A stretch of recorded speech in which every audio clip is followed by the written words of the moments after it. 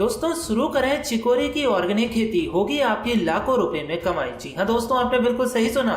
शुरू करें चिकोरी की ऑर्गेनिक खेती, होगी लाखों रुपए में कमाई।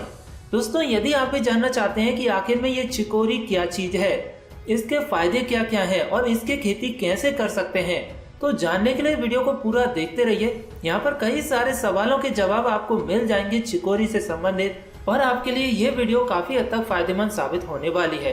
तो नमस्कार दोस्तों, स्वागत है आपका smart business plus YouTube channel पर। मैं हूं आपका दोस्त दीपक कुमार। दोस्तों यदि आप पहली बार हमारी वीडियो देख रहे हैं तो smart business plus YouTube channel को सब्सक्राइब करके घंटी का आइकन को जरूर दबा दीजिए, ताकि आने वाला खेती किसानी बागवानी और गार्डनिंग का लेटेस्ट वीडियो मिल सके आपको सबसे पहले। मन में जो भी डाउट्स है कमेंट करना, और वीडियो पसंद आए तो लाइक जरूर करना। आपके एक छोटे से लाइक से हमें भी मोटिवेट मिलता है कि आप वाकई में यहाँ से कुछ अच्छा सीख रहे हैं। तो बात करें दोस्तों चिकोरी की ऑर्गेनिक खेती की, सबसे पहले हम जानते हैं आखिर में ये चिकोरी है क्या और ये कहां से शुरुआत हुई। तो 4 एकड़ से शुरू हुई थी चिकोरी की खेती, अब 20,000 एकड़ तक पहुंच गई है। इस फसल की खुशबू एटा से बाहर निकलकर सिंगापुर, दक्षिण अफ्रीका, स्विट्जरलैंड आदि देशों में कॉफी को महका रही है, जिसका बीज ऊंचे शुष्क पर्वतीय क्षेत्रों में सफलता से तैयार किया जाता है और इसकी जड़ें भूनकर व पीसकर कॉफी के पाउडर में मिलाई जाती है, जिससे कॉफी का स्वाद अच्छा हो जाता है। हर साल करोड़ों का निर्यात हो रहा है हमारे भारत से विदेशों में। दोस्तों मूंग उत्पादक जिले के रूप में पहचान बनाई एटा को नई पहचान चिकोरी ने दी है, जो कि देश विदेश में सब जगह प्रचलित है। दोस्तों आपके लिए याद होगा कि 1980 से 1985 के बीच एक दौर ऐसा भी था कि मूंग उत्पादन में एटा पूरे एशिया में टॉप पर था। उसके बाद करीब 1.5 दशक पहले बहुवर्षीय कंपनी हिंदुस्तान लीवर ने कॉन्ट्रैक्ट फार्मिंग के जरिए एटा में चिकोरी की खेती शुरू कराई थी। इसकी शुरुआत करने वाले किसानों के घर में खुशहाली आई तो दूसरे किसानों का रुझान भी इसकी ओर बढ़ता गया, साथ ही बढ़ता गया फसल का रकबा भी। अब 20,000 से अधिक हेक्टेयर में यह फसल बोई जा रही है और कारोबार से जुड़े लोगों की माने तो यह अपने आप में एक बड़ा रिकॉर्ड है। बात करें दोस्तों चिकोरी के क्या क्या लाभ हैं यदि हम इसकी खेती करें, तो सबसे पहला फायदा दोस्तों ये हो जाता है कि चिकोरी की फसल में नील गाय अथवा अन्य जंगली पशु इसको नुकसान नहीं पहुंचाते हैं, इसको खाते नहीं है। सबसे बड़ी समस्या किसानों के सामने जो होती है वह ये है कि फसल को जंगली पशु या मवेशी खा जाते हैं, लेकिन चिकोरी की फसल को नहीं खाते। दूसरा फायदा यह है कि स्वादहीन होने के चलते इसमें कीड़ा कभी नहीं लगता। तीसरा फायदा यह है कि यह मिट्टी की उर्वरा शक्ति को बढ़ा देता है, इसके पत्ते हरी खाद का काम करते हैं। और जो चौथा फायदा है वो भी जबरदस्त है, जैसे कि गेहूं की तुलना में इसका उत्पादन 7-8 गुना अधिक बढ़ जाता है। तो यदि हम गेहूं की खेती करें तो उसकी अपेक्षा ये खेती करें तो हमें कई सारे फायदे हो जाते हैं। अब बात करें क्या है चिकोरी, तो इसका आकार मूली के जैसा होता है। एक नकदी फसल के रूप में ये उगाई जाती है। कॉफी में सुगंध, रंग और गाढ़ेपन को लाने के लिए इसका इस्तेमाल किया जाता है। कुछ देशों में सलाद के रूप में भी इसका प्रयोग किया जाता है।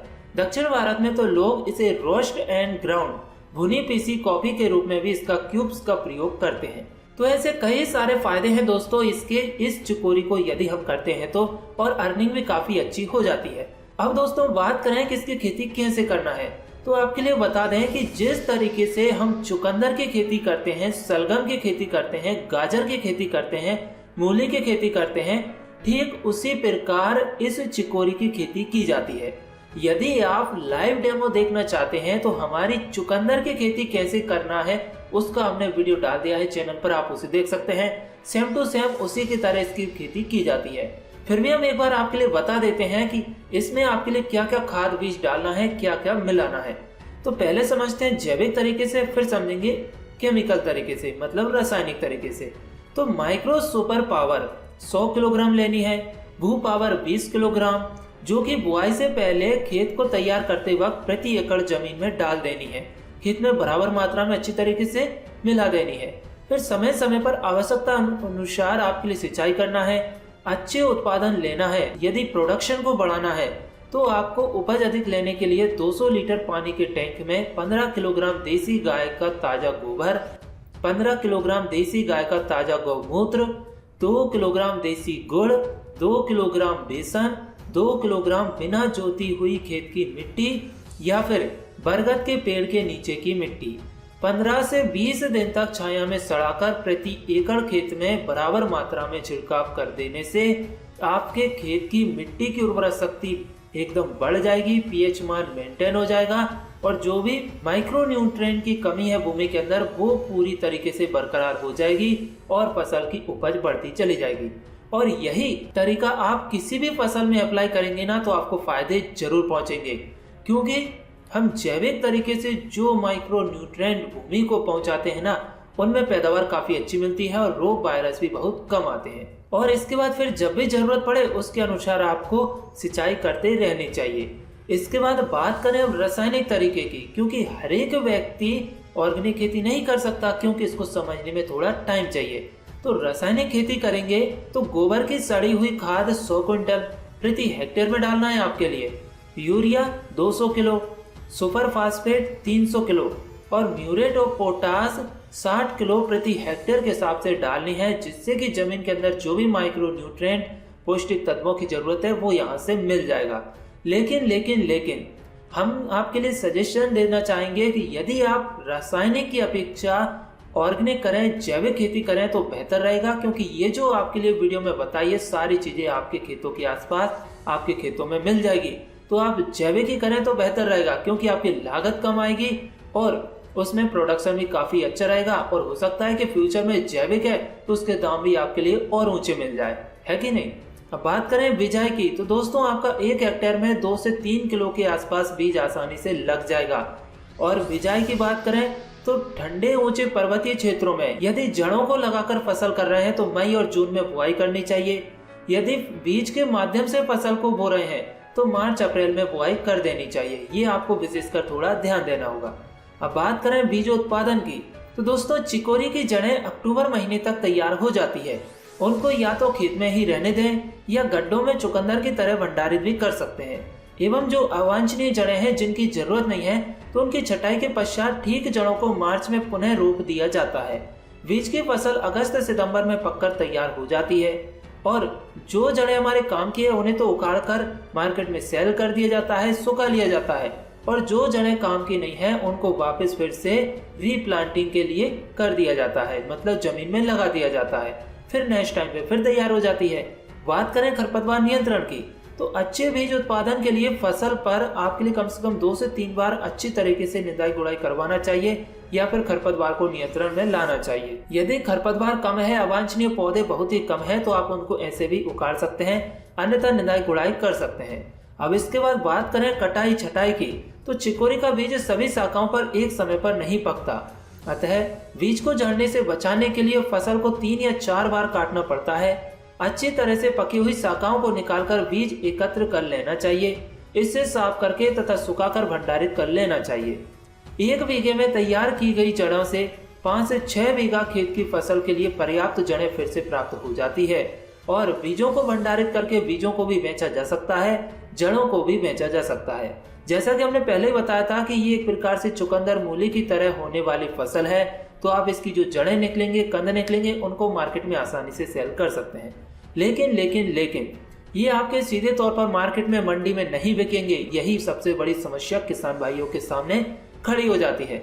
इसके खेती करने से पहले आपको इसको मार्केट के लिए तलाशना पड़ेगा। अब मार्केट को तलाशने के लिए थोड़ी बहुत हेल्प हम कर देते हैं, बाकी का कार्य सब कुछ आपको करना पड़ेगा। क्योंकि मान लीजिए कि आज आप इसकी खेती कर लें और कल को इसको कोई खरीदार नहीं मिला तो आपकी जमीन भी गई, अर्थात मतलब कि कोई दूसरी फसल बोते तो उससे आपकी इनकम होती, तो वो इनकम भी मारी गई, जमीन को भी ढक दिया आपने।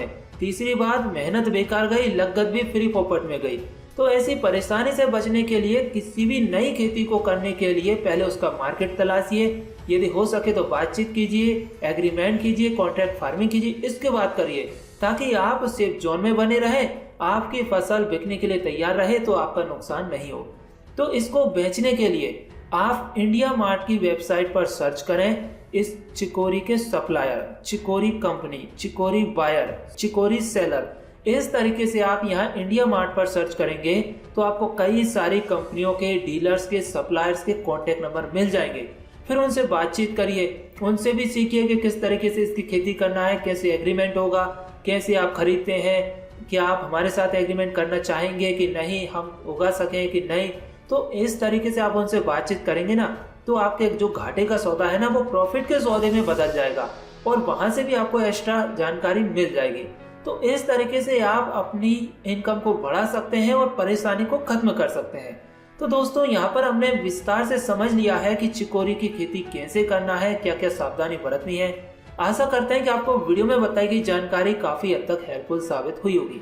यदि आपको लगता है कि वाकई में ये जानकारी हमारे काम की साबित हुई है और हमें यहाँ से कुछ अच्छा ही सीखने को मिला है, तो इस वीडियो को जल्दी से एक लाइक कर दीजिए। आपके एक लाइक से हमें मोटिवेट मिलता है कि आप यहाँ से कुछ अच्छा सीख रहे हैं। और वीडियो को शेयर कर दीजिए, जितना हो सके उतना शेयर कीजिए, ताकि जो जरूरतमंद किसान भाई हैं उनकी हेल्प हो सके।